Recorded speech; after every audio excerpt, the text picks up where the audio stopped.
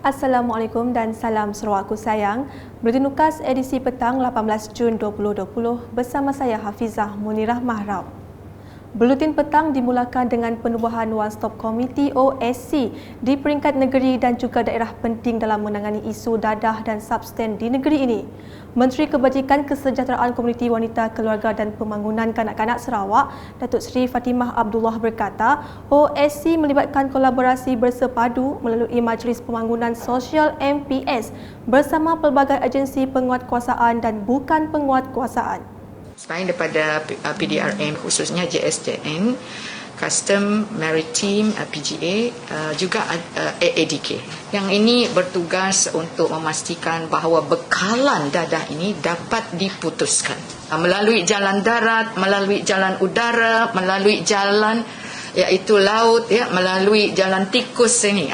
Yang ini adalah bidang kuasa iaitu enforcement agencies.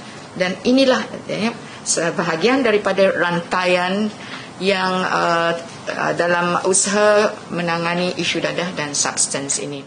Bercakap dalam sidang media semasa kunjungan hormat Ketua Jabatan Siasatan Jenayah Narkotik Kontingen Sarawak ACP, Jasmirul Jamaluddin jelasnya, setakat ini sebanyak 28 daerah di Sarawak telah ditubuhkan OSC, manakala 12 daerah selebihnya akan diwujudkan setelah tamat Perintah Kawalan Pergerakan Pemulihan PKPP.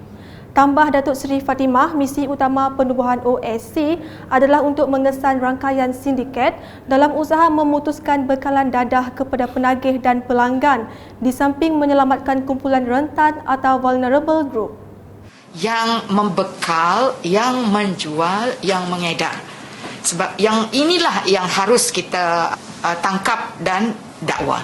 Siapa dikategori sebagai kumpulan yang rentan atau vulnerable, ini termasuk penganggur, termasuk pelajar kita, juga termasuk gelandangan.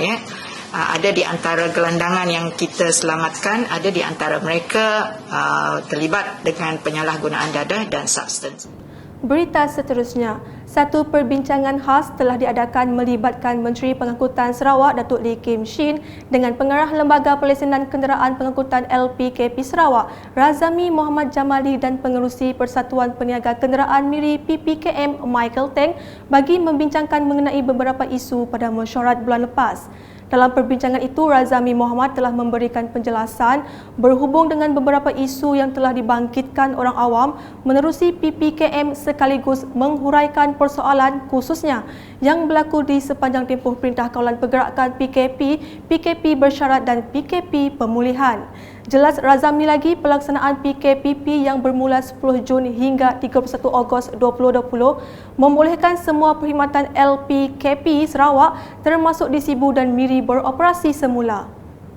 Laporan berikutnya, masyarakat setempat di kawasan Dewan Undangan Negeri Serembu perlu berani mencuburi bidang pertanian secara komersial sekaligus menjana pendapatan yang lumayan.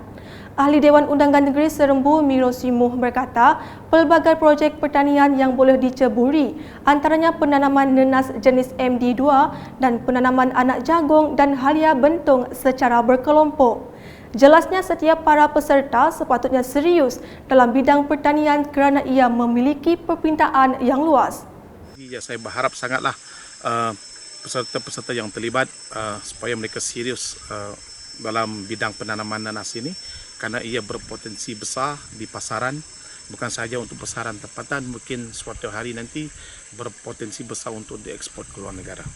Dan bukan setakat nanas saja yang menjadi pertanian kelompok yang kita wujudkan di kawasan Dun Serembu, bahkan kita ada projek-projek lain yang sedang diusahakan sekarang. Contohnya di kawasan Batu Supit, Peros, Korokong, kita mengusahakan penanaman baby corn ataupun anak jagung secara berkelompok juga. Di sana kita ada 28 peserta yang terlibat, di mana kita berharap mereka akan menghasilkan anak-anak jagung ini dalam kuantiti yang besar untuk dipasarkan di pasaran terdekat seperti Kuching dan kawasan-kawasan sekitarnya.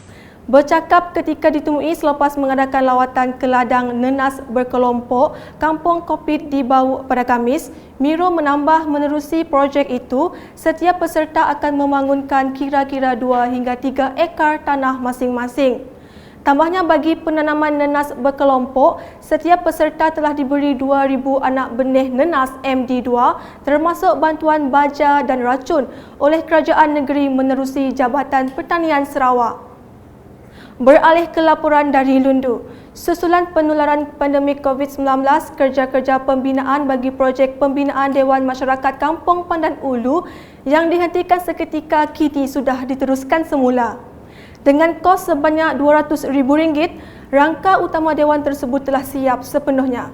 Manakala kerja-kerja membina tandas dan pentas Dewan diteruskan dengan kos sebanyak RM56,000. Ketika ditemui UKAS semasa lawatan ke tapak projek bina semula Dewan Masyarakat Kampung Pandan Ulu pada Khamis, Ahli Dewan Undangan Negeri Tanjung Datuk Amar Jamilah Anu menasihati para pekerja agar sentiasa mengikuti prosedur operasi standard SOP yang telah ditetapkan oleh kerajaan. Ujarnya, pematuhan SOP itu penting dalam usaha mengekang penularan COVID-19. Sekian bersama saya Hafizah Munirah dan kru penerbitan. Dapatkan berita terkini Sarawak setiap hari dengan melayari portal ukas.sarawak.gov.my, UKAS channel di YouTube atau melalui Facebook, Instagram, Twitter dan aplikasi Telegram Buletin UKAS. Mengakhiri buletin dengan video mengenai norma baru di tempat kerja. Salam UKAS.